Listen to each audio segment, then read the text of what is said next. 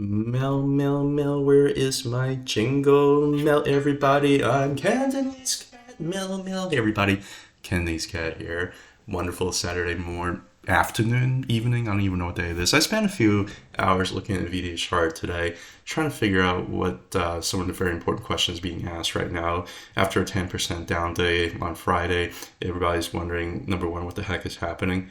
Number two is what some of the support levels down below that we should pay attention to. If you're a bull, you believe that this is going to be a bullish continuation moving forward.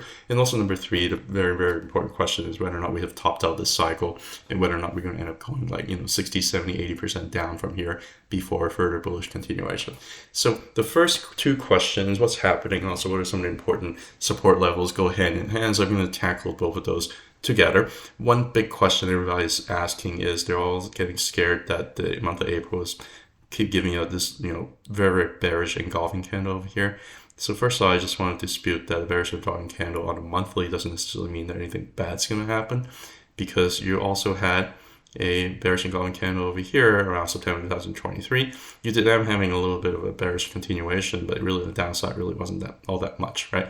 So I just want to kind of dispute that. It doesn't necessarily mean that it's absolutely enormous, that we've absolutely topped, and that we need to be worried, right? You also have a few examples of like some bearish engulfing candle here on the monthly that didn't really pan out.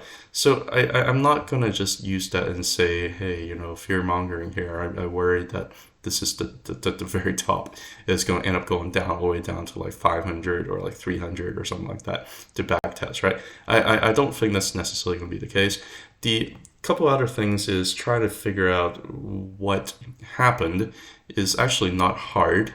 If you just draw a Fibonacci sequence all the way from the previous all-time high to the cycle low down here, previous all-time high was around 350. Cycle low down here was about 100.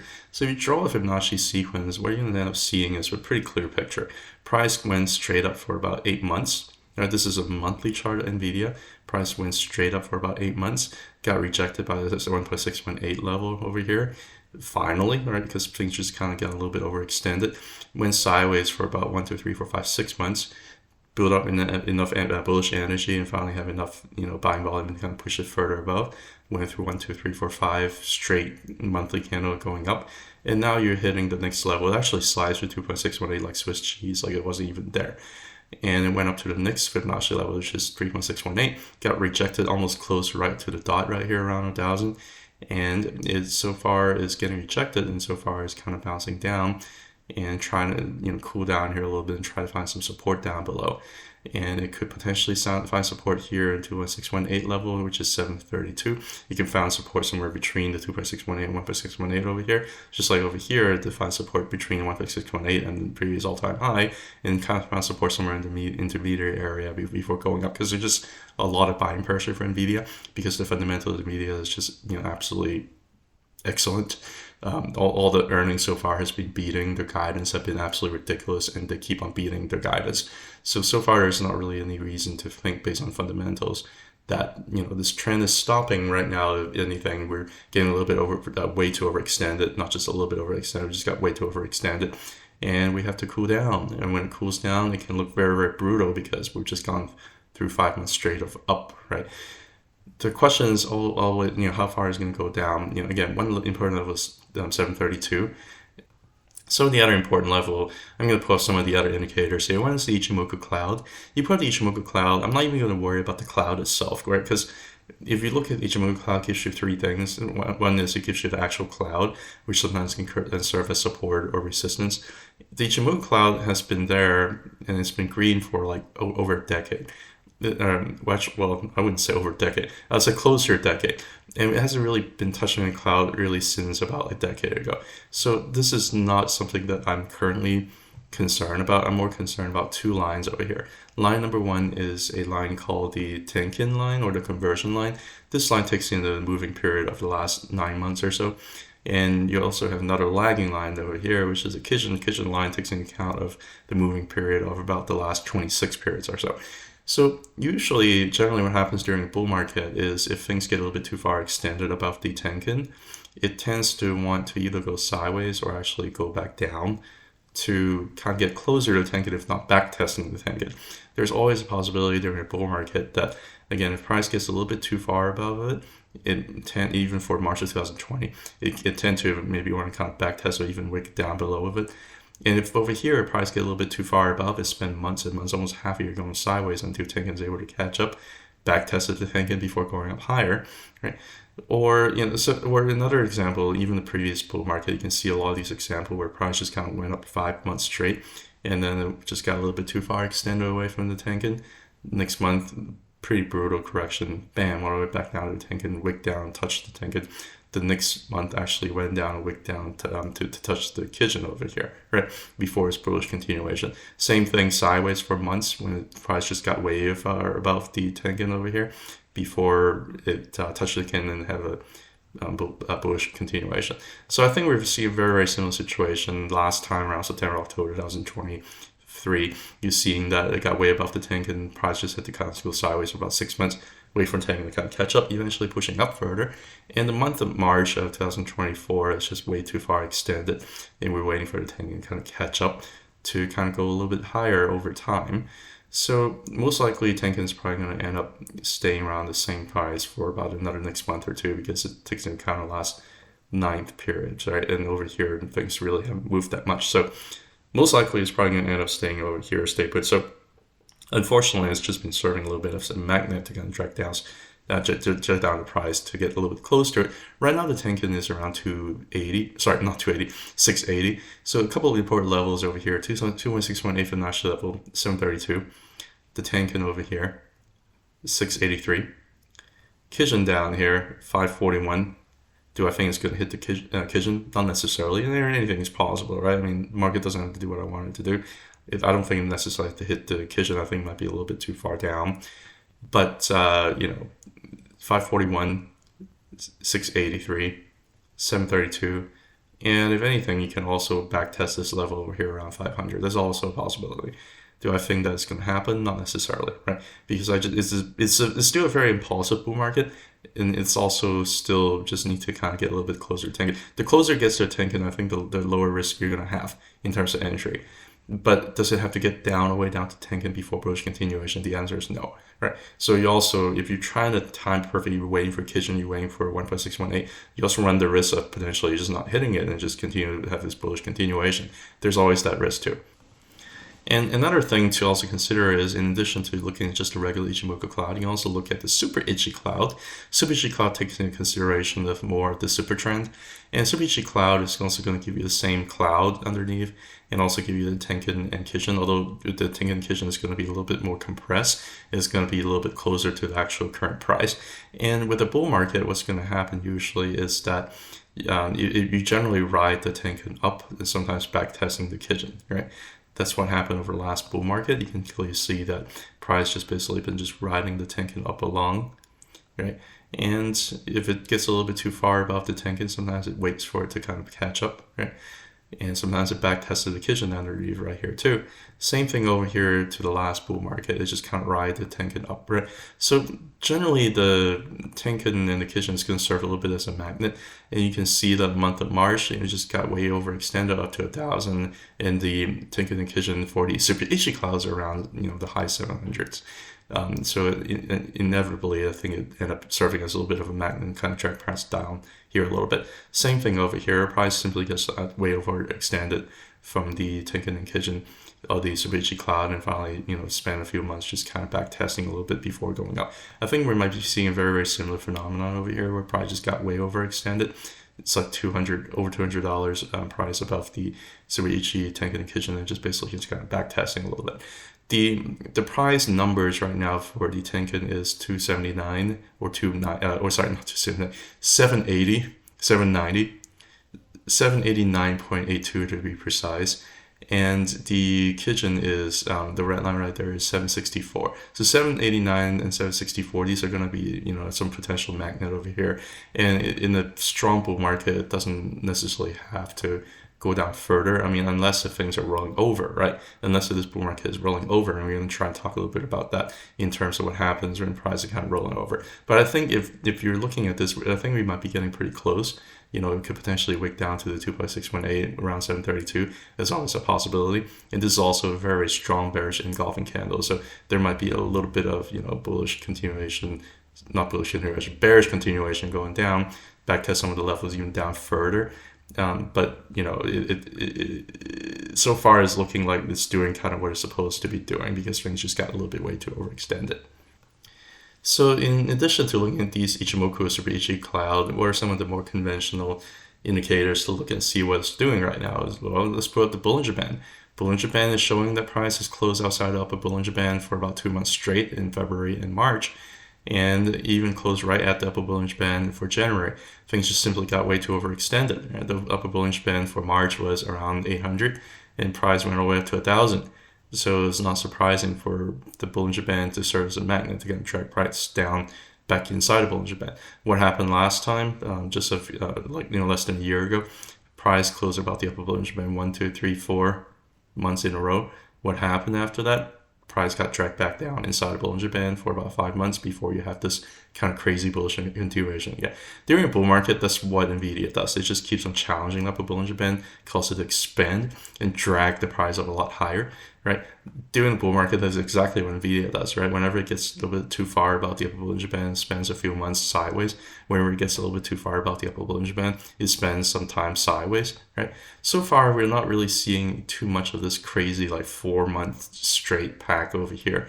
We're just seeing maybe a couple of months, maybe 3-4 months above right here, sideways. Right now we have 2 months above it, sideways, right? So I think this is completely expected and within expectation of a bull market for it to do something like this. But, it's going to make you feel pretty scared, because a lot of times you have a lot of, these big giant green candles over here, and correction is going to be pretty brutal. And correction can last for a little bit longer than what people would like, for months potentially.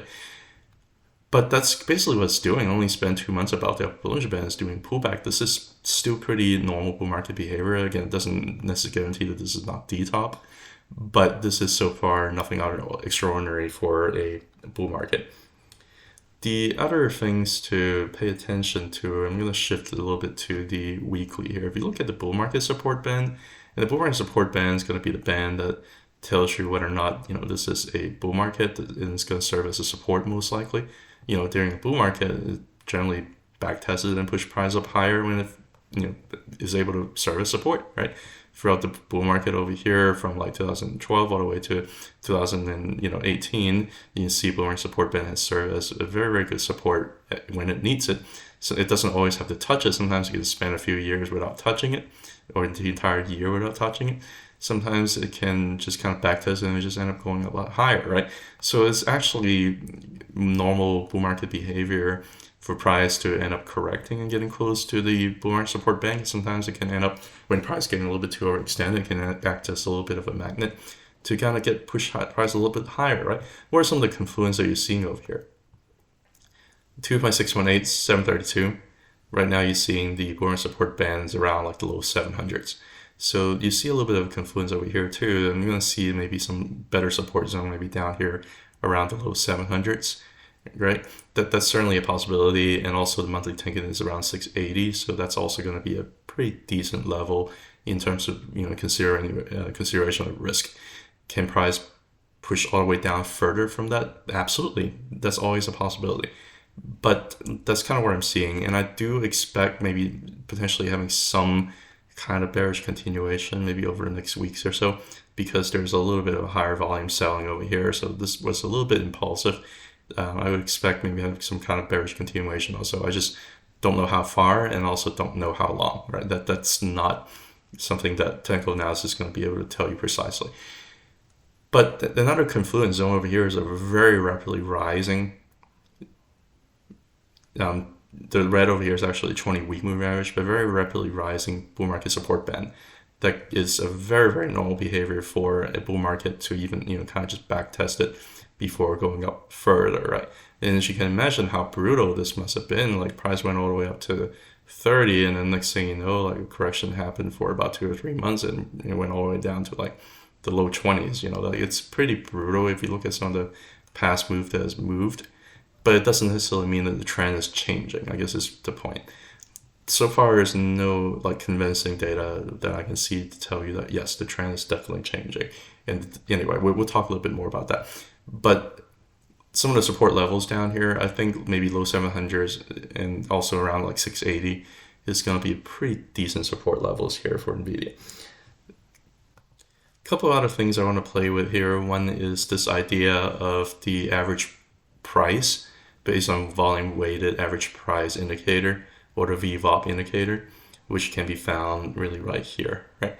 So what you're going to end up seeing here, this indicator, if you point at any particular point, it tells you what the roughly what the average price when people start buying, what the average price is in terms of what the holders are, whether or not they're in profit or whether or not they're in debt, I guess, or at a loss, I guess. So one important pivot level over here, let's say if people end up buying the breakout over here around the 1.618 level, and just click right there for you, you're going to see the VWAP actually right at where the price is right now, almost to the dot.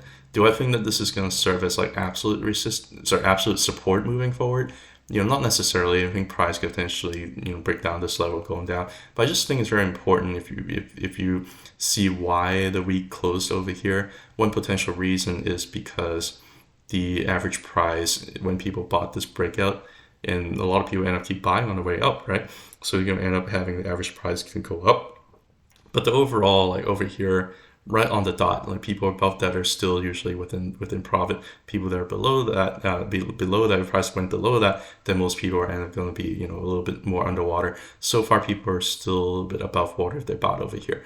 Now, that's just one point, right? So because you have a lot of people that are still in profit, they're still not necessarily going to be interested in taking profit quite just yet. They're going to think price is going to be, going a lot higher. For example, if you bought here, I mean, you're really not going to see any the people underwater until price get down to like the 680, which again is a very important zone, right? Based on the monthly Tenkan. So these are just kind of things to think about in terms of what the support zone. Like most people will end up starting to buy around here, and this is very much a reaccumulation zone, by the way.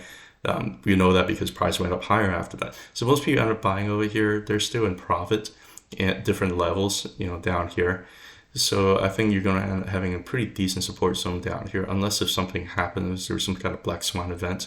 What happened on the crash over here? Over here, the Fed really is starting quantitative tightening, and there's really a significant decrease in liquidity in the global, system, right? What happened over here? Well, President Trump had came in, this is the point, that time point where everybody was really scared about trade conflicts with China and things like that, right? So far, like what is going to be the conflict over here that is, or the black swan event over here is going to cause this to be the top? I'm not sure. Anyway, I'm going to get a little bit ahead of myself to talk about the next question, which is this the top? I can say, I'm going to give you some of the evidence. I'm going to tell you what I really think, right? I can say that, again, don't worry about the bearish engulfing candle. That doesn't necessarily mean that this is a cycle top. That is proven, like you already had one over here. So that's not necessarily going to be the end all be all, although that is generally a bearish indication. It can potentially end up having some, bearish continuation over the next couple months or so, but it doesn't necessarily mean this is a cycle top, right?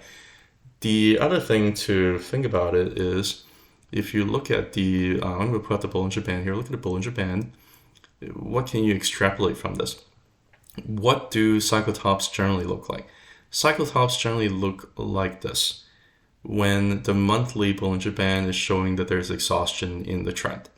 Right now, the monthly Bollinger Band is not showing any exhaustion in the trend. I'll tell you exactly what I mean by that.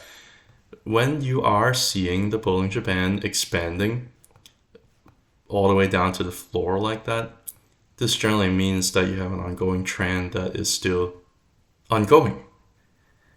When you see the Bollinger Band expansion like that, that's generally mean that you have still a trend that is still ongoing. When you have a Bollinger Band expanded like that all the way down to the floor right around here, that means that you have a ongoing trend that is still ongoing. So based on this, based on the fact that Bollinger Band, the crocodile's mouth, as my friend Dan likes to call it, the crocodile mouth is open all the way. And so far, it doesn't look like it really wants to close the mouth, right? Like there's no indication it wants to close the mouth. whenever you start seeing the crocodile or the Bollinger Band trying to contract a little bit more, that's when you might start to wonder about whether or not the trend may be starting to get a little bit exhausted, right? Like over here, when you start to see, hey, if price went sideways for so long, maybe the trend's getting a little bit exhausted over here, right? That's when you start seeing a little bit of Bollinger Band contraction. And even when you see the Bollinger Band contraction, this is still not the end of the trend, right? This is still going to be an ongoing uptrend, right? And whenever you see like price kind of go sideways over here for months and months, you're going to see the Bollinger Bands just start kind of contracting around the area, right? And even as it contracts, price can keep going up a lot higher. Like, you know, you can see the contraction maybe starting right around here or so, right? Which is going to be around like the low 40s. Even then, the price can go a lot higher to like 70, right? Right now, there's really no sign that you have any kind of like Bollinger Band contraction at all. So I'm not sure if there's any true change in momentum that the Bollinger Band is really picking up. It's important to think about, like, this is a very, very strong bull trend. And this very, very strong bull trend usually it just doesn't end like that. Usually what happens, you do end up having a little bit of a trend change, and the Bollinger Band usually tells you that, hey, something's happening. Maybe things are getting a little bit exhausted. Maybe people are starting to take profit behind the scene more than, you know, usual. Most people are in profit. Most people are starting to, you know, over leverage. Things are going to be a little bit more contracted over here, and when it gets to a certain point of contraction, that's when you start to see a trend change. Another thing that's going to also tell you a trend change is to look at the median of the Bollinger Band, which is a 20-month moving average here in the monthly. You can see that the monthly is, you know, kind of crawling up over here, telling you that this could be a beginning of a very powerful bull trend, right? Crawling up over here for, you know, telling you that this could be the beginning of a very powerful bull trend that can keep going for another year or so. Over here, it can keep on going for another 2 years or so, right? This is where we are at right now. So what we're seeing here, that's what the Bollinger Band is telling you. The Bollinger Band is telling you that this is not the top. But there's no guarantee. That's the thing. There's no guarantee. None of this, these are all kind of probability, and this is kind of what I'm seeing. None of these are guaranteed, right? But so far, number one, Bollinger Band is not telling you. Number two, you know, there is a bearish engulfing candle here, but one candle does not make a trend, right? So we'll see in terms of what's happening, but I'm going to show you a couple other things here too. Another thing to show you is whether or not you see any concerns on the momentum indicators such as RSI, right? For the previous cycles, and you're really looking at two cycles over here, one up like that, one a little bit curved down like that, right? You are able to see some trend exhaustion. So far for this cycle, there's not really any like true bearish divergence per se, because this price was going up over here. There's a little bit of bearish divergence, but this really negated it because the RSI made a higher high, and right now the RSI may be looking for like a higher low. So you actually are seeing a lot of just regular price movement that's very, very bullish. You know, it's not by any means showing any key signs of exhaustion here on the monthly. Just like over here, you know, like basically just price just kind of keep going up higher, and the RSI just keep going higher. Like it's not anything that is showing any like bearish divergence or any exhaustion or anything like that. Although, you know, over here is just kind of way overbought, so you can see why it went sideways for like months, right? Over here, I mean, it's not even like traditionally like as overbought as it was in 2017 back in January. Although it is overbought and needed to cool down, exactly what it's doing is cooling down right now. I'm not seeing any bearish divergence like I did over here in this cycle where price just keep on going up, RSI keeps on going down. That's a bearish divergence, right? Here on the last cycle, you can see like price just kind of going up, but RSI is kind of seeing this horizontal resistance over here. So there's a little bit of a relative bearish divergence over here is telling you that, hey, maybe this trend's starting to get a little bit exhausted. So there is some correlate with the RSI over here that you're seeing with the Bollinger Band. And so far, you're just getting like a beginning of kind of like the bull trend, or the mid bull trend, if you will. I'm not seeing any signs of exhaustion or anything like that, like I see for the previous two cycles. If anything, it looks like, you know, there might be some bullish continuation over here. It can keep making these lower highs, and price can still go up a lot higher. That's something that's very, very important to think about, right? Like over here, what happened is the RSI is overbought over here. It kept on making these lower highs, and price kept going up from like the 20s to like 70, right? So you have to consider it that there's a possibility that it can still like go up like 3x or something like that from here. Like this is not outside of the probability of what NVIDIA could do. Do I think the cycle is going to end at like 10,000 like some people think? No, like I think that's just absolutely ridiculous. 5,000, I'm not sure, but I still think that there's going to be, another leg up based on what I'm seeing on these indicators. Again, nothing is for sure, but that's kind of what I'm seeing so far. If you switch the view to the weekly, you're basically seeing the same thing, right? You're basically seeing that, but this gives you a little bit more detail here. Like I'm trying to look for any trend exhaustion. Do I see a bearish divergence between here and here? Not really, because price just kept on going up and RSI kept on making a higher high, right? So I'm not really even seeing like a big sign of like trend exhaustion, not like it is down over here. When you start to see the RSI keeps on making these lower highs and price keeps on going up, you have like a pretty consistent bearish divergence, and price just kept on going up on this bearish divergence for like 2 years.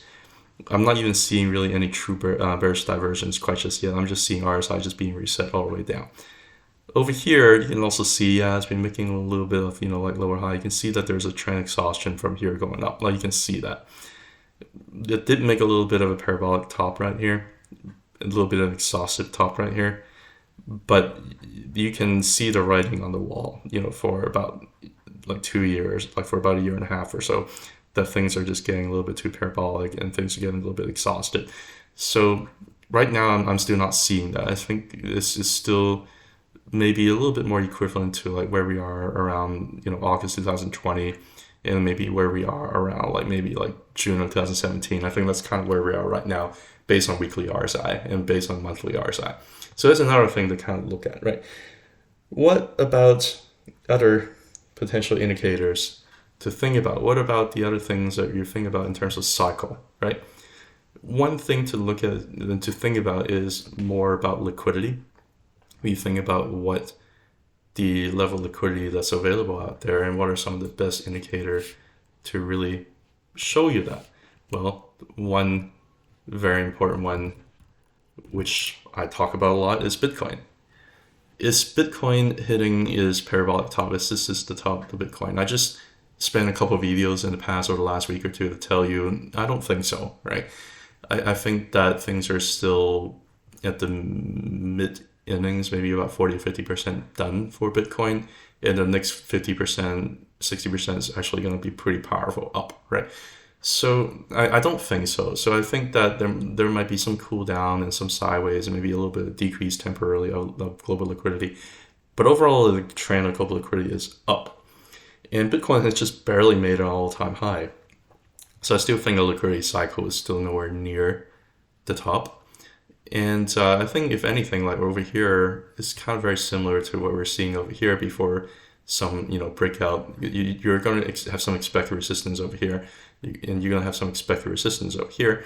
But once things kind of break out above the zone, I think things could potentially get pretty fun in terms of global liquidity flowing in. And you're going to see that with Bitcoin. You're also going to see that with the, S&P 500. Same thing, right? I think that around here, we just kind of push back above the previous all-time high, and it's completely expected for it to kind of do some pretty brutal back tests to kind of get closer to that, right? Because price just simply got way overextended.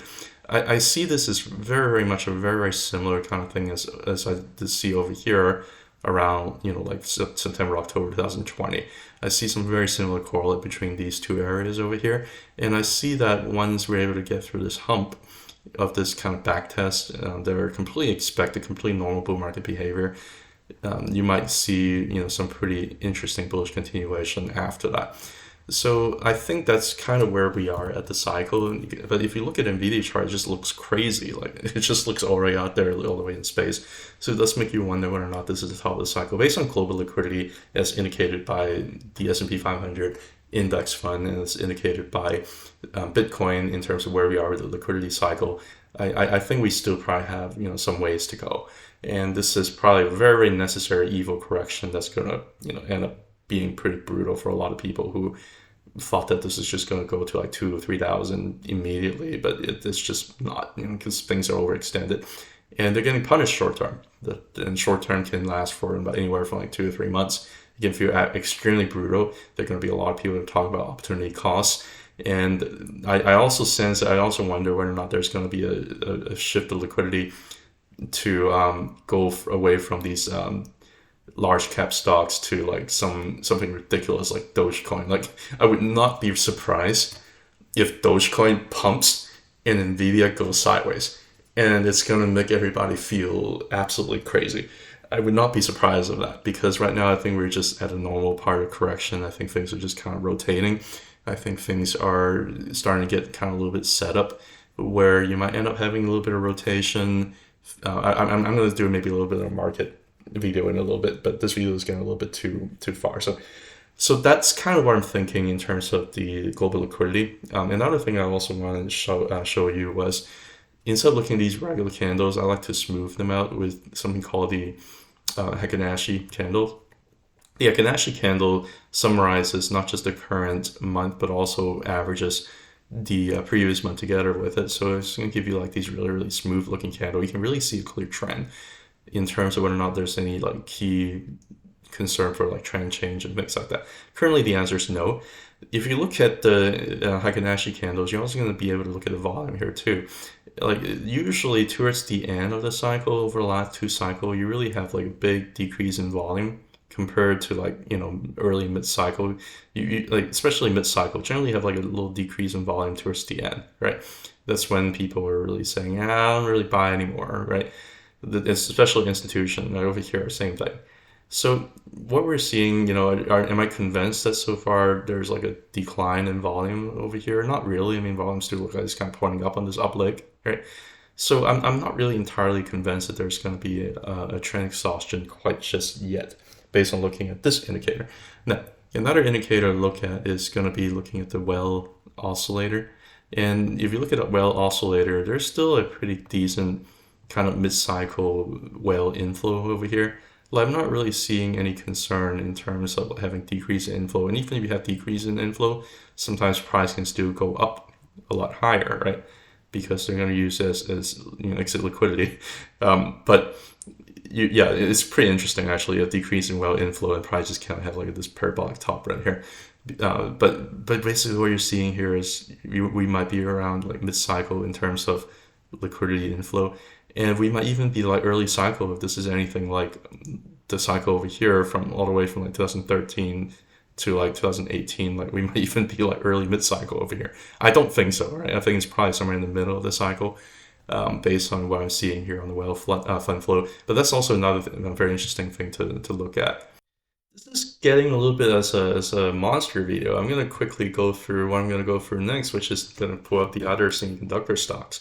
You're talking about AMD. It made an all-time high, had a pretty bearish candle over here, kind of rejected close to 1.618 Fibonacci extension level, and right now it's kind of going back down, and it's gone down below the previous all-time high over here. Where are you going to find support?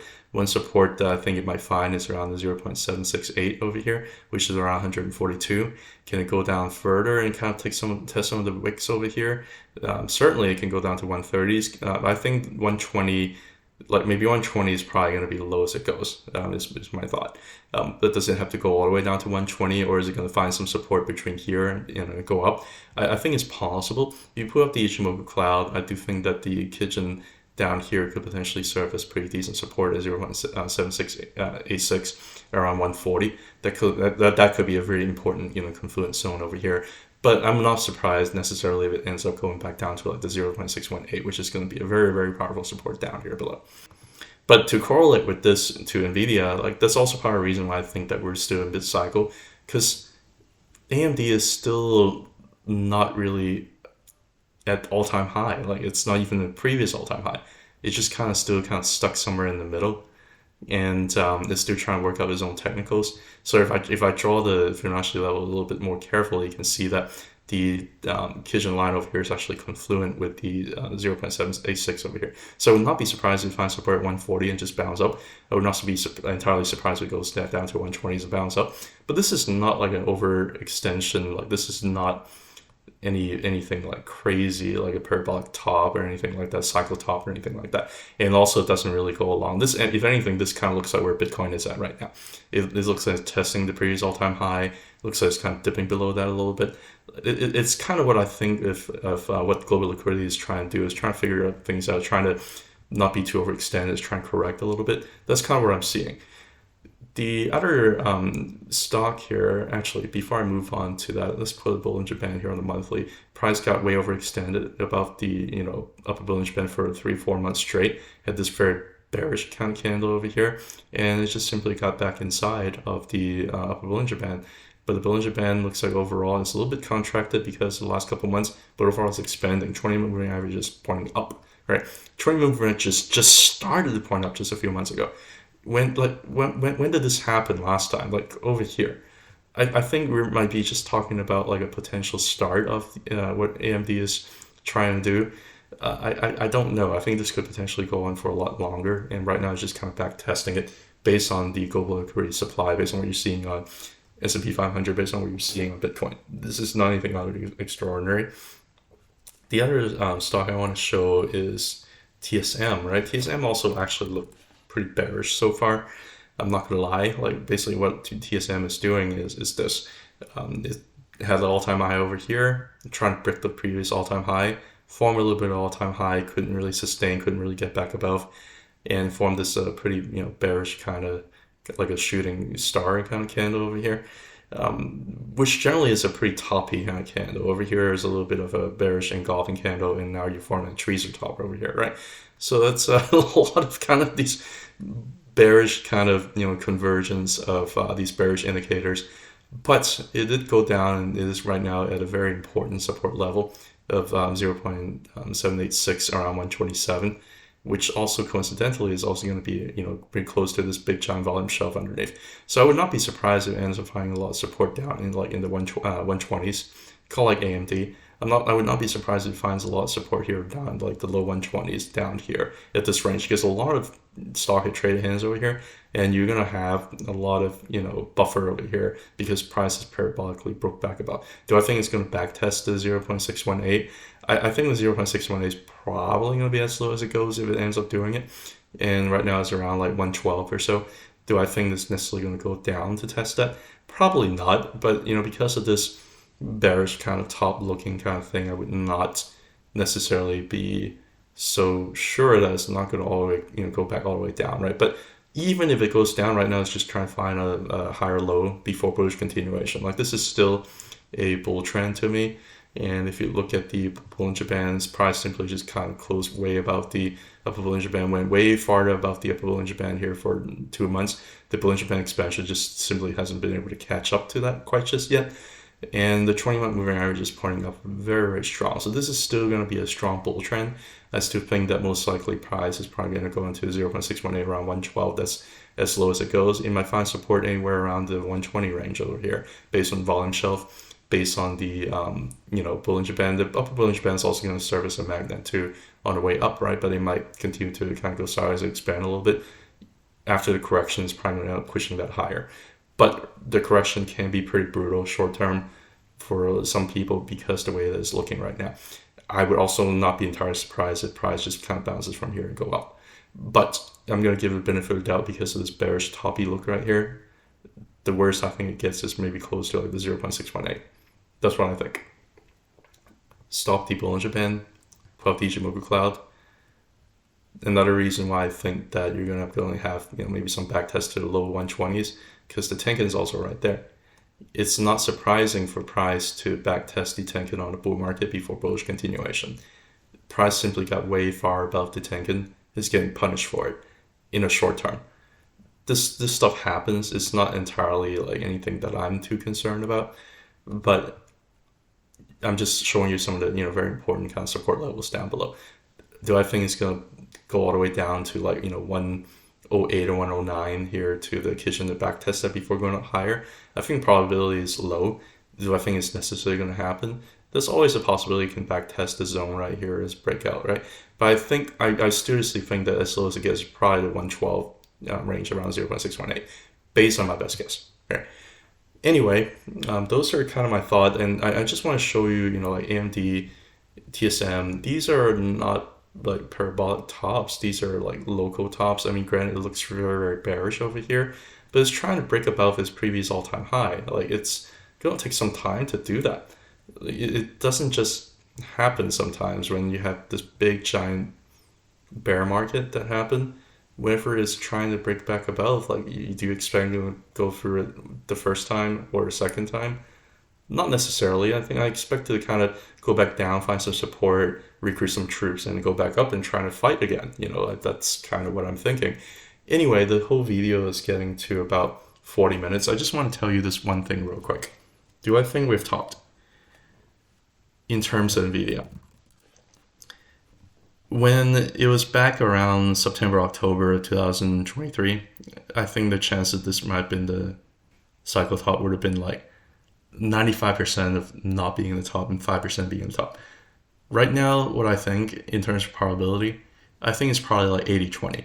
I still think we got some juice to go, but like 20% of me would not be surprised if this ends up being the top.